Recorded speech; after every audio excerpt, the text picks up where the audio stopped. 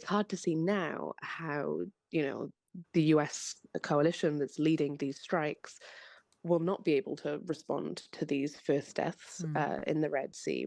And it kind of harps back to, what Yemen analysts and what much of us have been saying from the beginning, is that it's very hard to see how the US and the UK joint strikes will not get dragged into the quicksand of, an ongoing war that it's very difficult an ongoing conflict that it's very difficult to get out of.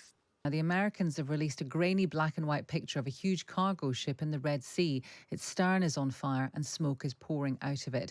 3 sailors were killed in an attack by the Houthis. Abbie Cheeseman is a Middle East correspondent and Times contributor. Morning to you, Abbie.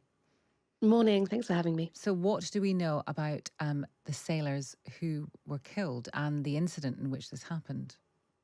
Sure. So there was some confusion as this was first being reported yesterday, in that we initially believed that it was a US owned ship. We now know that that is not true, and that it's actually a Liberian owned ship that was run by a Greek controlled company. Um, and was flagged in the Bahamas. So there's no direct link here to the Houthis' attacks on the US, the UK, besides their intended targets on the US, the UK. But the Washington Institute is actually reporting this morning that according to 2 shipping databases, the ship was previously owned by the US. So it's very possible that the Houthis are using outdated targeting here. Because, on the surface of this Mm. incident, it has not done what it intended to do. The 3 sailors were Vietnamese, Filipino, and Indian, so there is really no direct link on the surface of this to, these intended targets of classifying the US and the UK as enemy states for Mm. their strikes in Yemen. So, what's your understanding then of what's actually gone on? Just clarify that for us. Have they made a mistake or is this something separate? Well, look, so many of these ships that they've been attacking have no direct links to the US, the UK, or Israel. But the thing is that this tactic that they're using is by all means still working. Mm. The disruption to global shipping is directly, bringing the US, the UK, the international community into this. Um, so, we can't directly say whether it was a mistake or not, but it is possible they were using outdated intelligence about the ownership of the ship. Mm. And what we feel, it feels sometimes that we've taken our eye off slightly what is going on in the Red Sea in terms of disturbing shipping. What is happening there? Have things got better or are they the same?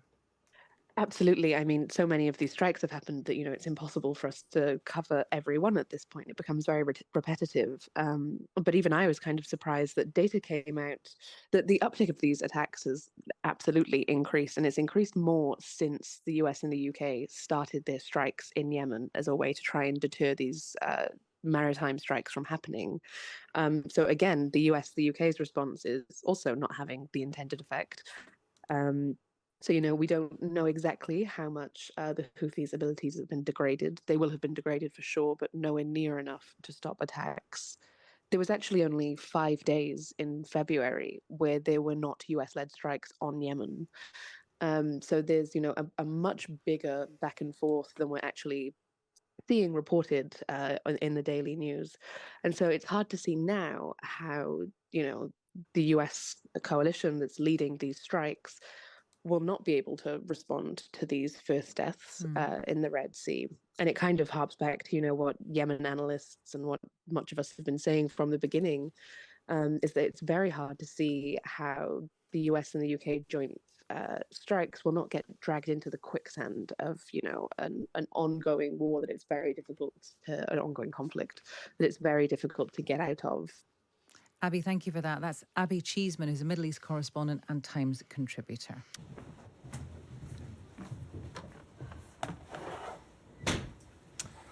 All right, everyone. The Houthis have continued to launch these reckless attacks with no regard for the well-being of innocent civilians who are transiting through the Red Sea. And now they have unfortunately and tragically killed innocent civilians. And so the United States will continue to hold the Houthis accountable for their attacks, which have not just disrupted international commerce, not just disrupted the freedom of navigation in international waters, and not just endangered seafarers, but now tragically killed a number of them. So we will continue to hold them accountable, and we call on governments around the world to do the same. How would you describe the talks today, given that there's still no breakthrough and it's day 3? A Houthi missile attack on a Red Sea merchant ship on Wednesday left several people dead, the U.S. military said. Yemen's Houthis claimed responsibility for the attack, with a military spokesperson confirming it in a televised address. The attack set the Greek-owned, Barbados-flagged ship True Confidence ablaze around 50 nautical miles off the coast of Yemen's port of Aden. These are the first fatalities reported since the Houthis began strikes against shipping in one of the world's busiest sea lanes in mid-November. They have said they are acting in solidarity with Palestinians to oppose Israel's military actions in Gaza. Britain and the United States have been launching retaliatory strikes against the Houthis, and the confirmation of fatalities could lead to pressure for stronger military action. 4 days ago, a UK-owned bulk carrier became the first ship to sink as a result of a Houthi attack, after floating for 2 weeks with severe damage from a missile strike. All crew were safely evacuated. While the Houthis say they would attack vessels with links to the United Kingdom, the United States, and Israel, shipping industry sources say all ships could be at risk.